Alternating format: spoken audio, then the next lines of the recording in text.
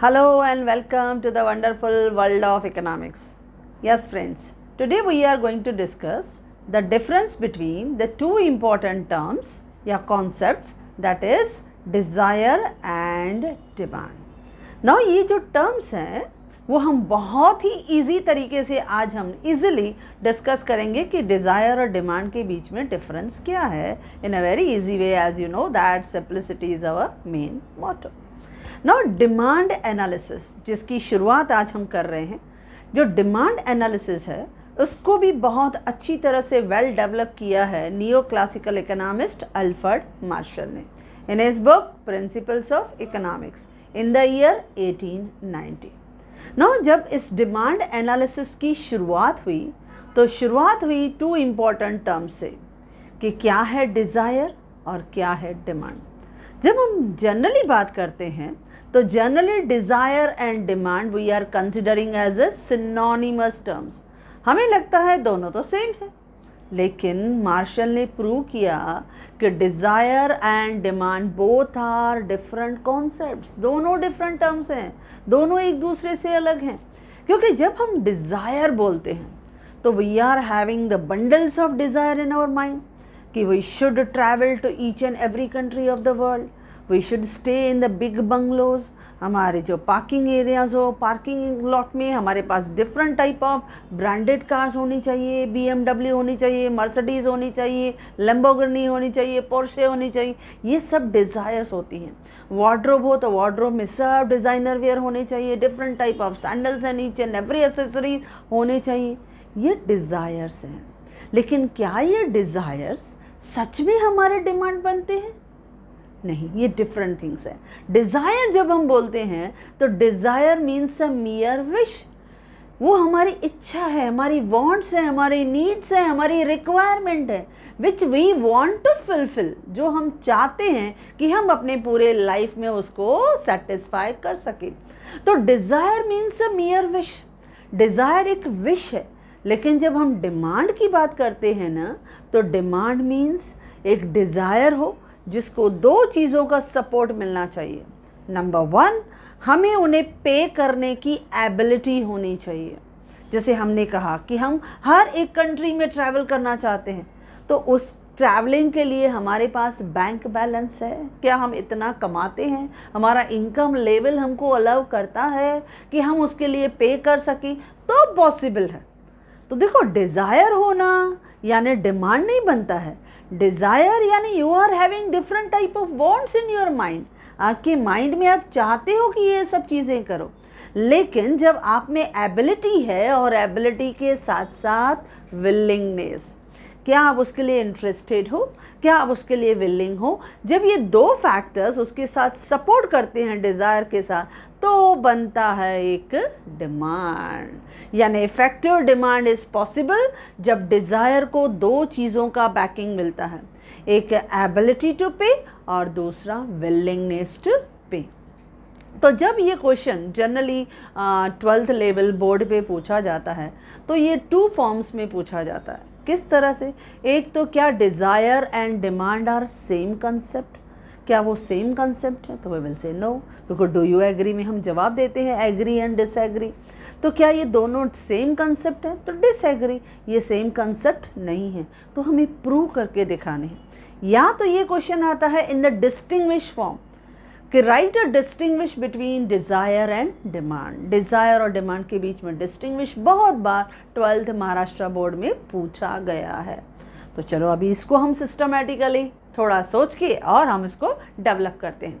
तो पहले लिखेंगे फर्स्ट पार्ट इंट्रोडक्शन. तो इंट्रोडक्शन में हम क्या लिखेंगे? जनरली वी कंसिडर कि जो टर्म्स हैं, कॉन्सेप्ट्स हैं, जो डिज़ायर है, डिमांड है, we will consider as a similar or synonymous terms. But according to Marshall, desire is totally different from demand.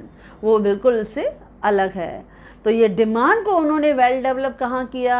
In his book principles of economics और इन the year 1890.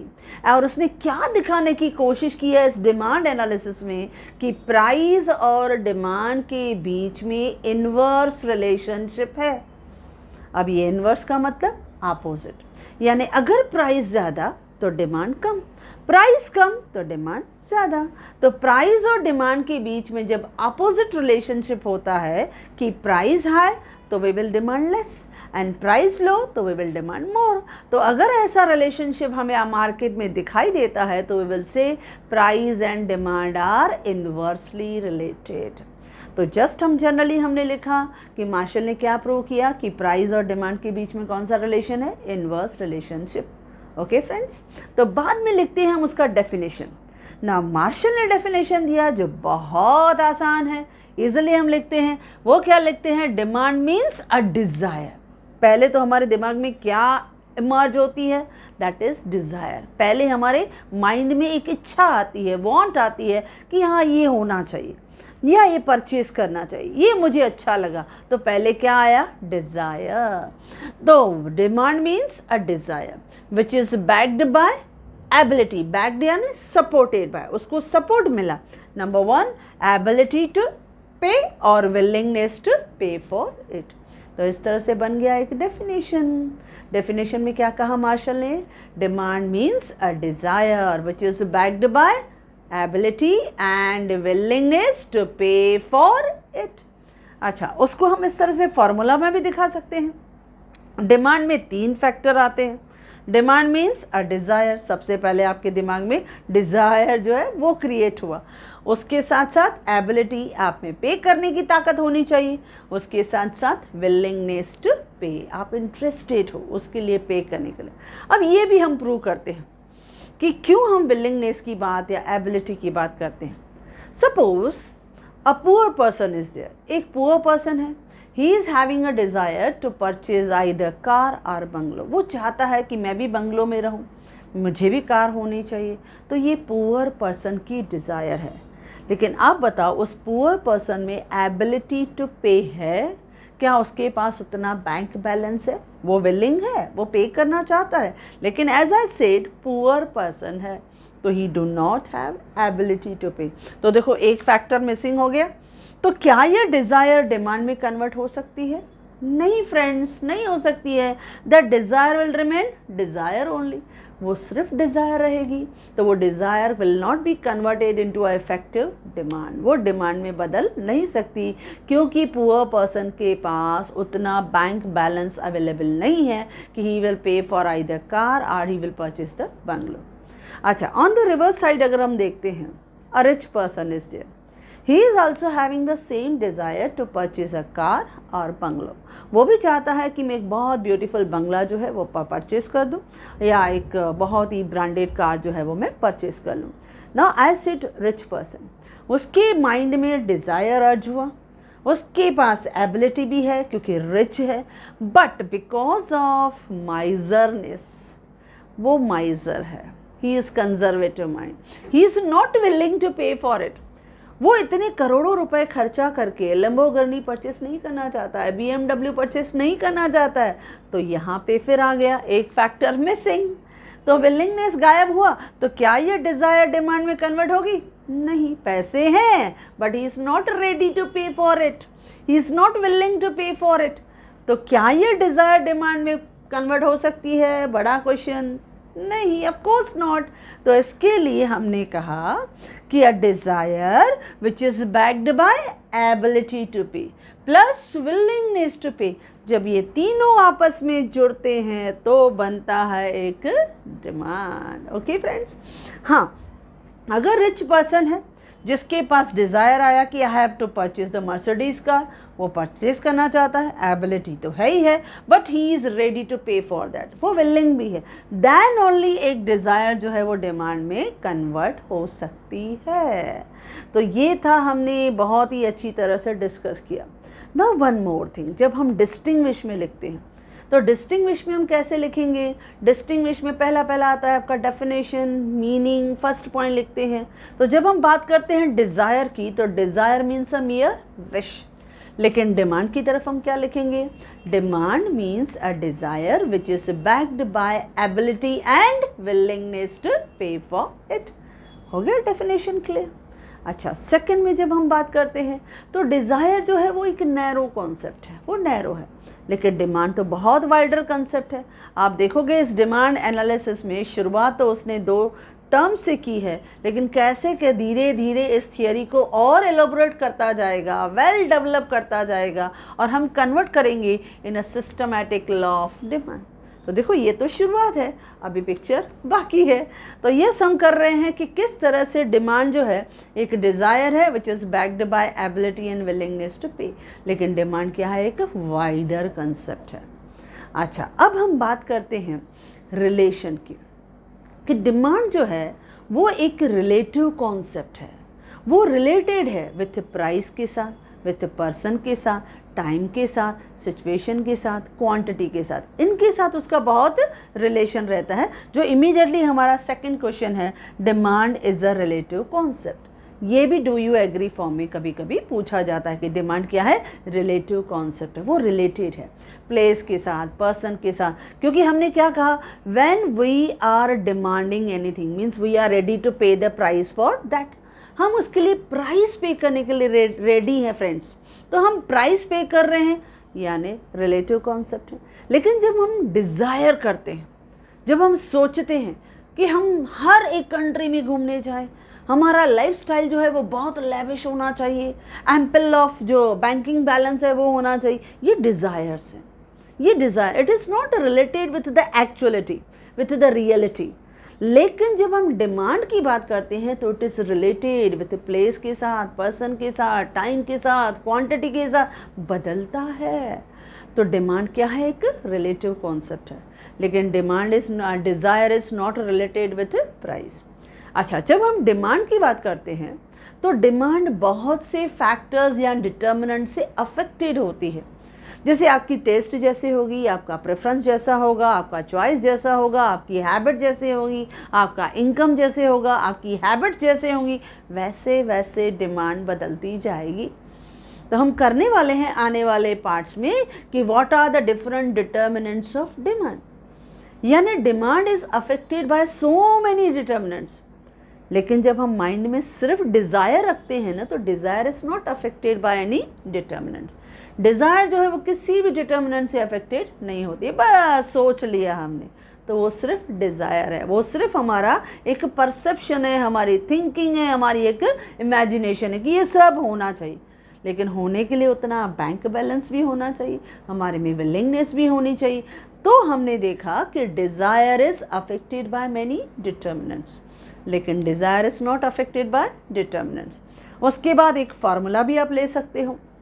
Formula में हमने दिखा दिया जो डिमांड है वो desire plus ability plus willingness to pay. लेकिन जब हम बात करते हैं सिर्फ ए डिज़ायर की, तो desire means a mere wish, वो सिर्फ हमारी क्या है, मियर विश, विश यानी ओनली वांट, वो हमारी नीड है, वो हमारी रिक्वायरमेंट है। तो जब हम डिज़ायर की बात करते हैं तो it is a mere wish, लेकिन जब हम डिमांड की फार्मूला लिखेंगे तो desire plus ability plus willingness to pay for it. और लास्ट में आप डिस्टिंग्विश में एक एग्जाम्पल भी लिख सकते हो, जैसे डिज़ायर के साइड अगर आप लिख रहे हो तो डिज़ायर के साइड अगर आपने एग्जाम्पल लिखा कि एक poor person he is having a desire to purchase a car but he is not having ability to pay for it, तो वो क्या हो गई, सिर्फ डिज़ायर, क्योंकि poor person only have a desire, whether he is having ability, क्या वो desire demand में कन्वर्ट हो सकती है, no friends, it will remain desire only. लेकिन अगर हम डिमांड की बात करें तो डिमांड साइड हम क्या एग्जाम्पल लिखेंगे, a rich person he is having a desire to purchase a BMW car, he is having the willingness to pay for it, क्योंकि एबिलिटी तो ऑटोमेटिकली उसमें है, हमने रिच पर्सन कहा। तो इस तरह से दोनों तरफ एग्जाम्पल एक दे दिया, एक रिलेशन हमने लिख लिया कि desire have no relation with place या पर्सन या टाइम, किसी के साथ कोई रिलेशन नहीं है, लेकिन demand it have the relation with place के साथ, पर्सन के साथ, टाइम के साथ, क्वांटिटी के साथ, बहुत रिलेशन है। या डिमांड जो है वो बहुत सारे डिटर्मिनेंट से अफेक्टेड होती है, इन्फ्लुएंस्ड होती है, लेकिन जो डिज़ायर है it is not affected by that. तो इस तरह से बहुत ही अच्छी तरह से आप इन दोनों के बीच में, डिज़ायर और डिमांड के बीच में डिस्टिंग्विश लिख सकते हो।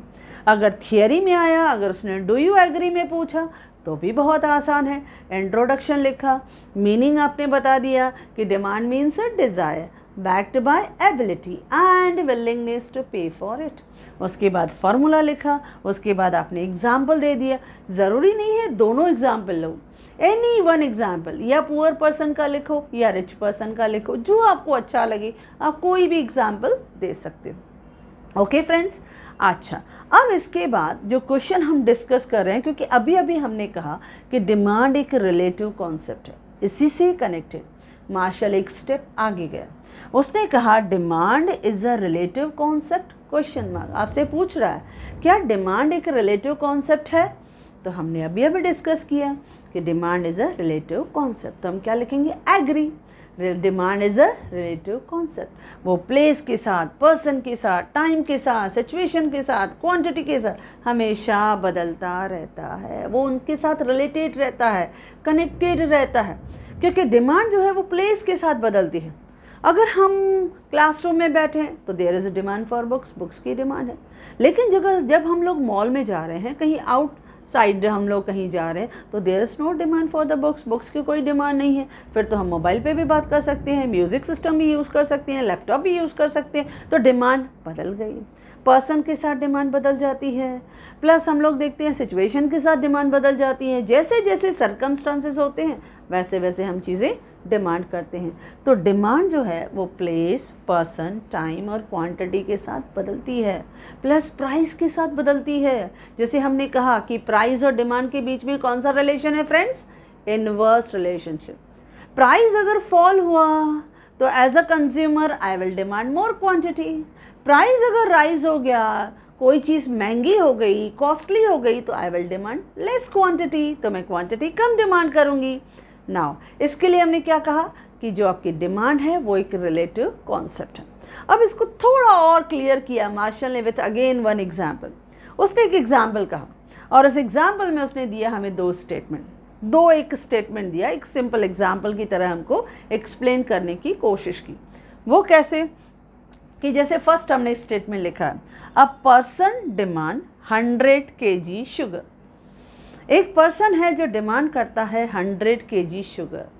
वो 100 kg शुगर लिखो, राइस लिखो, वीट लिखो, एनीथिंग, वो 100 kg शुगर वो डिमांड कर रहा है। एक सिंपल एग्जाम्पल है। नाउ सेकंड में उसने क्या बताया, a person demand 100 kg sugar at ₹40 per month. अब फ्रेंड्स आप ध्यान दो, इन दोनों स्टेटमेंट को थोड़ा फोकस करो और आप सोचने की कोशिश करो कौन सा एग्जाम्पल मच बेटर इन्फॉर्मेशन देता है, कौन सा एग्जाम्पल आपको क्लियर इन्फॉर्मेशन देता है। तो आप कहोगे फर्स्ट जो आपका स्टेटमेंट है ये प्रॉपर आपको इन्फॉर्मेशन नहीं दे रहा है। फर्स्ट स्टेटमेंट में हम देख रहे हैं person demand 100 kg of sugar, सिर्फ क्वांटिटी बताया। ओके, तो ये क्लियर पिक्चर ऑफ डिमांड नहीं है, क्लियर आइडिया ऑफ डिमांड नहीं है। लेकिन जब हम सेकंड स्टेटमेंट में जा रहे हैं तो वहाँ क्या देख रहे हैं, अ person demand 100 kg of sugar. वो 100 किलो शुगर तो ले रहा है लेकिन एट ₹40, देखो प्राइस के साथ कनेक्ट किया, रिलेट किया, तो थोड़ा और क्लियर आई पिक्चर। अच्छा, पर मंथ उसकी इतनी क्वांटिटी डिमांड हो रही है। तो जब इस तरह से क्वांटिटी के बारे में, प्राइस के बारे में, टाइम के बारे में एक प्रॉपर आइडिया मिलती है तो we can say this is the clear example of demand. ये डिमांड का क्लियर एग्जाम्पल है। स्टेटमेंट तो दोनों हैं। हमने कहा यहाँ पे एक पर्सन को 100 kg शुगर या rice is demanded by him, but in the second statement we will say that a person demand 100 kg of sugar at ₹40। Price को फोकस किया, पर मंथ यानी टाइम भी बता दिया, तो आपको ईयरली पूरा पिक्चर आपको मिल जाएगा। आप पूरा उसका पर्सन का डिमांड जो है थ्रू आउट द ईयर आप निकाल सकते हो। तो देखो कितना ईजी हो गया। तो इसके लिए हमेशा कहा जाता है कि जो डिमांड है it is always related with place के साथ। प्लेस के साथ हमारी डिमांड बदलती है, हम किस प्लेस पे हैं। यानी अगर हम लोग हॉट एरियाज़ में हैं तो क्या डिमांड करते हैं, when we are at the hill station पे हैं, कोई कोल्ड एरियाज़ में हैं तो हम क्या डिमांड करते हैं। वैसे हमारा डिमांड का स्ट्रक्चर पूरा बदल जाता है। तो प्लेस के साथ आपकी डिमांड बदल जाती है, पर्सन के साथ डिमांड बदल जाती है कि आप कहाँ पे हो, सर्विस में हो, ऑफिस एरियाज़ में हो, या फ्रॉम होम अगर आप काम कर रहे हो तो फैमिली मेम्बर्स के साथ एक अलग रिलेशन रहता है, या when you are in the friend circle, आप उस ग्रुप में हो तो आपका डिमांड पैटर्न बदल जाता है। तो पर्सन टू पर्सन में डिमांड बदल जाता है, टाइम से डिमांड बदल जाता है। मॉर्निंग में उठते हैं तो वही रिक्वायर है हॉट कप ऑफ टी या कॉफ़ी या मिल्क, हमें वो चाहिए। लेकिन जब वी विल सी लंच का टाइम रहता है, डिनर का टाइम रहता है, तो वही रिक्वायर है बटर मिल्क चाहिए या सपोज आइसक्रीम चाहिए। तो ये सब टाइम के हिसाब से वी विल डिमांड, हम अलग अलग टाइम पे अलग अलग चीज़ों की डिमांड करते हैं। या क्वांटिटी हो, वो भी हम कैसे डिमांड करते हैं, जितने हमारे फैमिली मेम्बर्स रहेंगे, नंबर ऑफ़ फैमिली मेम्बर्स के हिसाब से, या हम नंबर ऑफ़ फ्रेंड सर्कल के हिसाब से, कहीं पे भी है तो क्वांटिटी तो हम पहले डिसाइड करते हैं। तो इस तरह से आपका डिमांड बहुत सारे फैक्टर्स डिटर्मिनेंट से इन्फ्लुएंस्ड होता है। तो इसके लिए हम डिमांड को क्या कहते हैं, रिलेटिव कॉन्सेप्ट। लेकिन रिलेशन कैसा रहता है, एक नॉर्मल बिहेवियर, यानी प्राइस और डिमांड के बीच में कौन सा रिलेशन हमने कहा, it have inverse relationship. Okay, उनके बीच में इनवर्स रहता है, यानी प्राइस हाई तो low quantity is demanded, price low तो मोर क्वांटिटी इज डिमांडेड। ऐसे अपोजिट रिलेशन को हम क्या कहते हैं, इनवर्स रिलेशनशिप। तो जिस तरह से हमने ये दोनों क्वेश्चन मैंने आपको एक्सप्लेन किए, इसी तरह से यही दोनों क्वेश्चन जो है वो मैंने प्रॉपरली आपको नोट्स में भी एक्सप्लेन करके दिया है। तो yes friends, if you like this video do share, and if you want my handwritten notes, the link is given in the description box. Thank you.